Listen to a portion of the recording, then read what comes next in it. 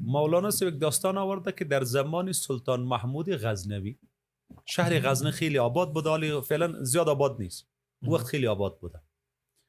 تقدیری ناامنی شده، دزدی ها زیاد شده.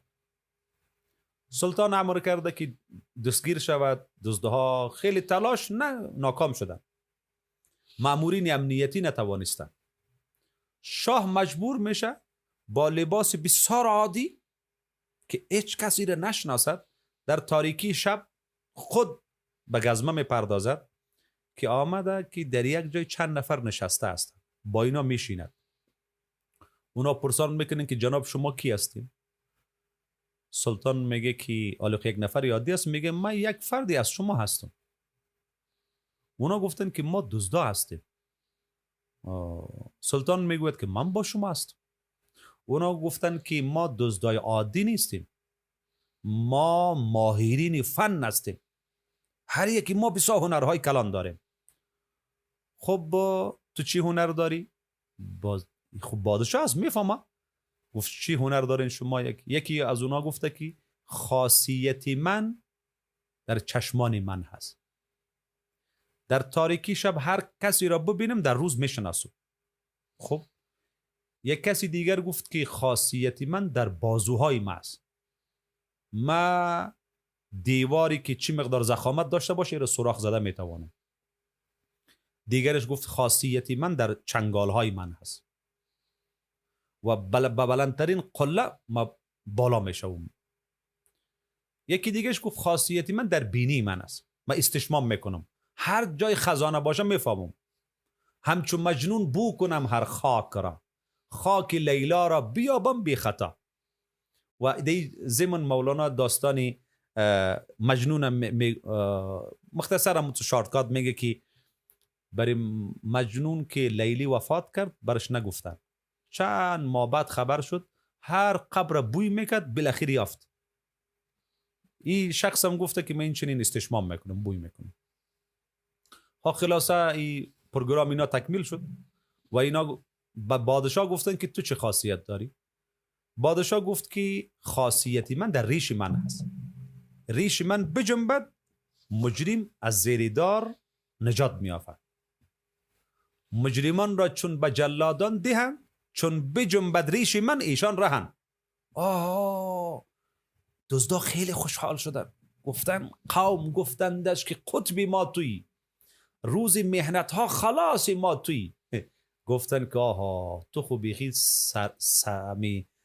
سرلشکری ما هستی، قماندانی ما تو، بیخی آمیری ما تو، ناجی ما هستی. بسیار اینا خوشحال شدن و بعد گفتن که امشب یعنی که گروپی ما کامل هست، فقط به خزانه بادشاه را میزنیم. حرکت کردن و یکی از اونا گفته بود که خاصیتی ما در گوش ما است، هر صدا را میفهمم. تقدیری که اینا حرکت کردن، سگ صدا زد. کسی گفته که چی میگه سگ؟ این گفت که سگ میگه بادشاه همراهتان است. اینا خیلی خنده کردن که در این شب تاریک بادشاه با ما چی میکنه و از سخنی از او را جدی نگرفته. پیش رفتن یک زمین، اون نفر بوی کرد که در بینی خاصیت داشت. گفتی زمینی کدام پیرزنی بوده که بادشاه غصب کرده. گفتن چی میکنی؟ پیش برو.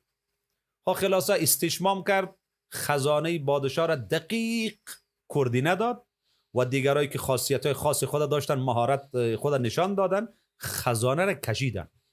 هر نفر در زنبیلی که با چقدر توان داشت آوردن در بیرون تقسیمات کردن و آدرس کل اینها را بادشاه گرفت.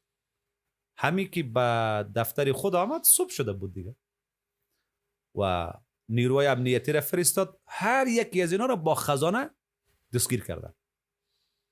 دیگه نیازی به محکمه اول و دو استیناف نبود چون بادشاه همراهشان بود و اینها حکم اعدام شد. مردم جمع شدن باید همهشون اعدام شوند. وقتی که به جلاد تسلیم کردن اینا را برای اعدام، اما کسی که در شب میدید یک بار متوجه شد که بادشاه بوده ای همون نفر است. به جلاد گفت که اجازه باشه من با بادشاه یک راز میگویم. و بادشاه رساندن، گفتن بیا. که آمد گفته پادشاه سلامت هر یکی خاصیتی خود وانمود، این هنرها جمله بدبختی فزود. این هر یکی ما گفتیم این مهارت داریم، اون مهارت داریم، این مهارت ما رو به چوبه دار آورده، ما خود تباه شدیم.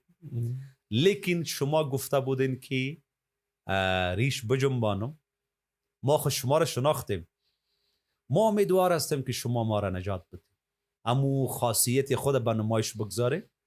بعد مولانا امی شخص میگه که جز یکی خاصیتی آن خوش حواس که به شب بود چشم او سلطان شناس. و این سفارش کرد، همه ایشان آزاد شدن و از کارکرد خود توبه کردن.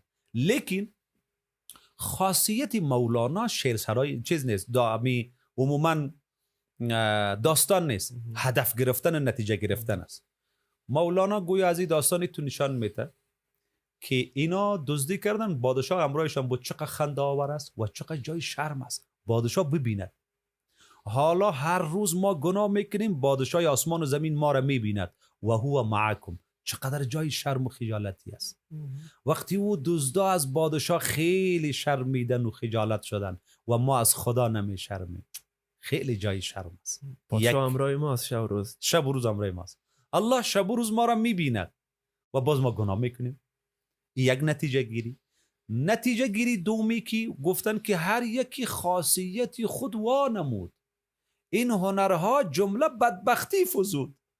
حالا هر هنری که ما داریم که به او افتخار میکنیم، ما مردمدار هستیم، ما قومدار هستیم، ما دکتر هستم، ما انجینر هستم، ما روشنفکر هستم، ما عالم هستم، ما از فلان جای هستم، ما اینی هنرهایی که ما در دنیا، اگر این هنرها چشمی سلطان شناس نداشته باشیم که در تاریکی های شب با سلطان عالم در ملاقات و در اشک و زاری و سجده نباشیم، کلی هنرها بربادی است، کلش تباهی است.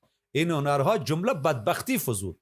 یعنی ما دکتری هستیم با خدا جور نیستیم، این بدبختی است.